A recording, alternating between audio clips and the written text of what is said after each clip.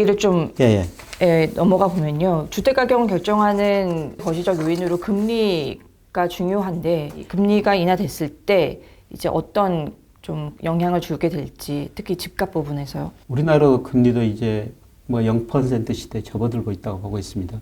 아마 굉장한 거부 반응이 있을 것 같은데요. 금리는 더 떨어질 거로 보고 있고요. 예, 그 다음에 금리는 아까 말씀드렸지만 미래 경제, 미래 물가가 들어있고요. 그리고 우리나라가 지금 저축이 투자보다 많아가지고 돈이 남아도는 경제입니다.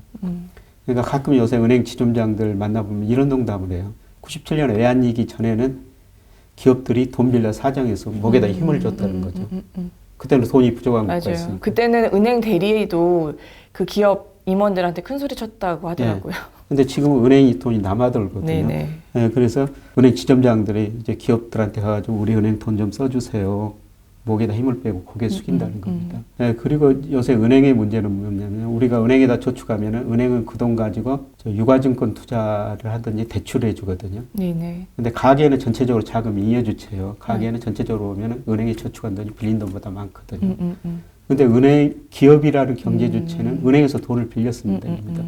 근데 기업이 그동안 돈은 벌어놨는데 투자를 별로 할 데가 없으니까 은행 돈을 안 빌렸거든요. 그래서 은행들 고민 많습니다.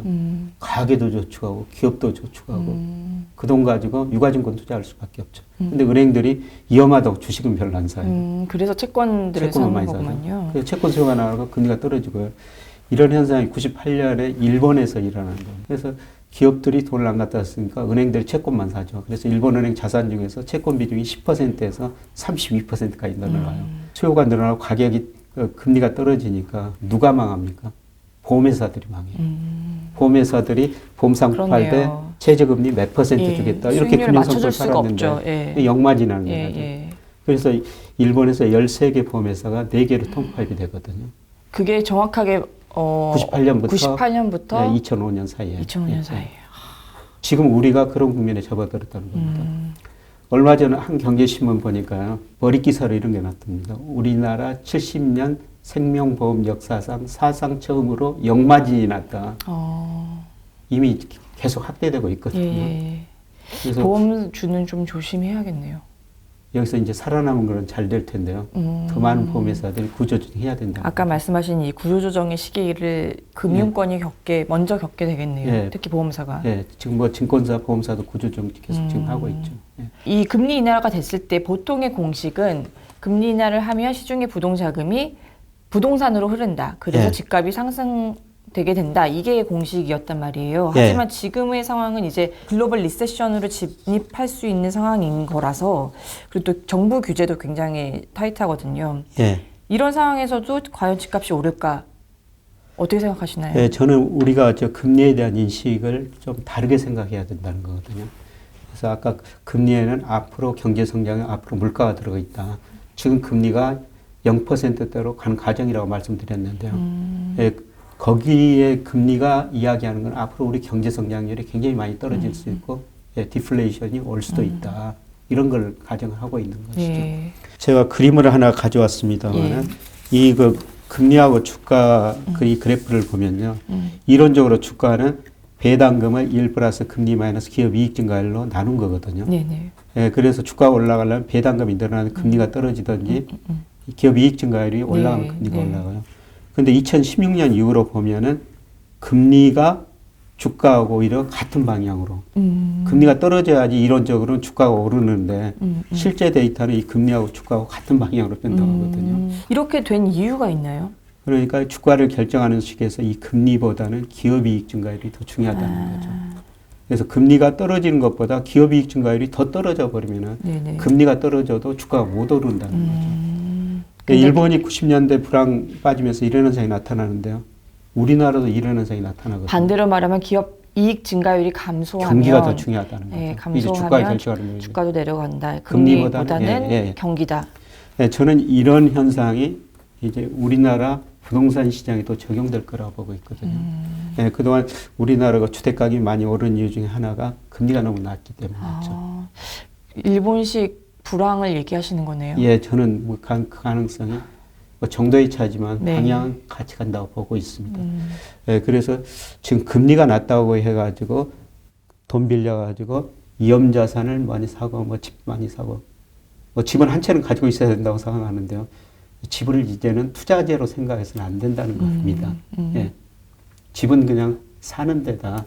집은 소비재다.